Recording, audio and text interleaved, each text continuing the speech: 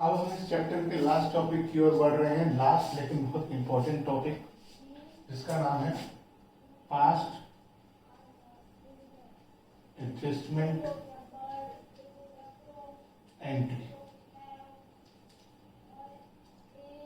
ये past adjustment entry क्या है? जब हम P&L अप्रोप्रिएशन अकाउंट बना रहे हैं तो P&L अप्रोप्रिएशन अकाउंट बनाते वक्त अगर हमसे कोई गलती हो जाए तो उस गलती को कैसे ठीक किया जाए। तो पहले आपको ये समझना है कि अगर P&L अप्रोप्रिएशन अकाउंट बनाते वक्त कोई हमसे गलती हो रही है तो उसका इफेक्ट क्या पड़ रहा है। सबसे पहले हम समझते हैं कि अगर हमें P&L अप्रोप्रिएशन अकाउंट बनाते वक्त प्रॉफिट पार्टनर्स में गलत रेशो में बांट दिया। मान लो A एंड B पार्टनर्स हैं, रेशो है 3:2 और प्रॉफिट है 10,000। और मैंने क्या किया कि गलती से प्रॉफिट A और B में इक्वली बांट दिया। तो अमाउंट कितनी दे दी मैंने? अमाउंट गिवन A को मैंने 5,000 दे दिए, B को मैंने 5,000 दे दिए, लेकिन करेक्ट अमाउंट क्या थी, यानी कितना मिलना चाहिए था? क्योंकि रेशो 3:2 थी तो A को 6,000 मिलना चाहिए था और B को 4,000 मिलना चाहिए था। अब एक तरीका तो ये है कि इस गलती को ठीक करने के लिए मैं पूरा P&L अप्रोप्रिएशन अकाउंट काटूं और फिर से बनाऊं, लेकिन अगर आप ध्यान से देखें तो A को मैंने 5,000 दिए जबकि 6,000 देने चाहिए थे, तो A को मुझे 1,000 और देने हैं और B को 1,000 कम देने हैं। तो जैसे हमने लास्ट ईयर एरर रेक्टिफिकेशन में करा, तो इस गलती को हम उसी कॉन्सेप्ट से सही कर सकते हैं कि हम A को 1,000 और दे देते हैं और B से 1,000 वापस दे देते हैं। तो होगा क्या, अगर आप इसे ये समझें कि मैंने दोनों को 5,000 रुपीज कैश दे दिए थे, तो अभी किसी को भी, अब मैं A से कहूँ तुम भी अपने 5,000 लौटाओ, अपने B को भी कहूँ अपने 5,000 लौटाओ, उसकी कोई जरूरत नहीं है। मुझे सिर्फ B को कहना है कि B तुम A को 1,000 रुपीज दे दो। तो ऐसा करने से B के पास 1,000 रुपीज कम हो जाएंगे, B के पास A के पास 1,000 रुपीज बढ़ जाएगी, गलती ठीक हो जाएगी।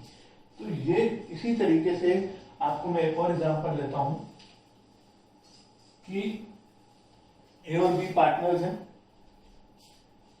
इंटरेस्ट ऑन कैपिटल A का 6,000 है और B का 4,000 है। पार्टनर्स प्रॉफिट जो है वो इक्वली बांटते हैं। अब मेरे से गलती क्या हुई, मैंने पार्टनर्स को इंटरेस्ट ऑन कैपिटल दिया ही नहीं। अब मैं इंटरेस्ट ऑन कैपिटल जब P&L अप्रोप्रिएशन अकाउंट में नहीं दिखाऊंगा तो उसका इफेक्ट क्या पड़ेगा। अगर इंटरेस्ट ऑन कैपिटल मैंने दिखाया, मान लो प्रॉफिट 30 था, इंटरेस्ट ऑन कैपिटल दिखाऊंगा 10,000, प्रॉफिट हो जाएगा 20,000। लेकिन अगर मैं इंटरेस्ट ऑन कैपिटल नहीं दिखाऊंगा तो प्रॉफिट कितना हो जाएगा 30, यानी ये 10,000 पार्टनर्स में प्रॉफिट के साथ बढ़ जाएगा। और कैसे मिलेगा, क्या रेशो बताई मैंने? मान लेते हैं कि अब रेशो जो है इसमें इक्वल, मैंने कहा इक्वल है, तो A को मिल जाएगा 5,000, B को भी मिल जाएगा 5,000। तो एक तरीका तो ये है कि मैं P&L अप्रोप्रिएशन अकाउंट फिर से बनाऊं, लेकिन अगर आपको पता है कि ये इंटरेस्ट ऑन कैपिटल भी A और B को देना है, ये प्रॉफिट भी A और B को देना है, अब क्यों ना A और B इस बात को आपस में सेटल कर लें। हम A से कहें कि भाई तू B से 1,000 रुपीज ले ले, तो B 1,000 रुपीज दे देगा A को, तो A के पास 6,000 हो जाएंगे, B के पास 4,000 हो जाएंगे, बस ठीक होगा।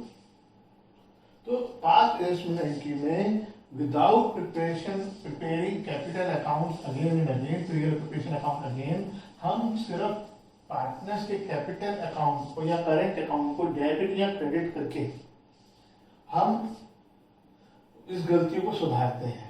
हमें उन चीजों से मतलब है जो P&L अप्रोप्रिएशन अकाउंट में आती हैं, उनमें अगर कोई गलती हो तो वो इससे सही होती है। एक interest on capital, salary, commission, या फिर नहीं, एक और है प्रॉफिट जो लास्ट में बांटा गया है, और पांचवी चीज है इंटरेस्ट ऑन ड्राइंग। इनमें से किसी एक में, दो में, तीन में, चारों में या पांचों में गलती हो तो हम उसको पास्ट एडिशनल एंट्री के थ्रू सही कर सकते हैं, क्योंकि इंपॉर्टेंट चीज है कि ये सारी चीजें ये प्रिपरेशन अकाउंट में भी आती हैं और कैपिटल अकाउंट में भी आती है। उसके बाद कैपिटल अकाउंट में भी तो हम बाय में इंटरेस्ट ऑन कैपिटल, टू में इंटरेस्ट ऑन ड्राइंग, तो ये जो दोनों में कॉमन चीजें हैं सिर्फ उनकी बात पास्ट एडजस्टमेंट में होती है, क्योंकि ये इन्हीं दो अकाउंट से मिलकर बन रहे हैं। किसी और की बात कभी पास्ट एडजस्टमेंट एंट्री में होगी ही नहीं। तो आज इसके बाद से हमारे क्वेश्चन उसी पास्ट एडजस्टमेंट एंट्री के आपको मिलेंगे, हम डिस्कस करेंगे अभी।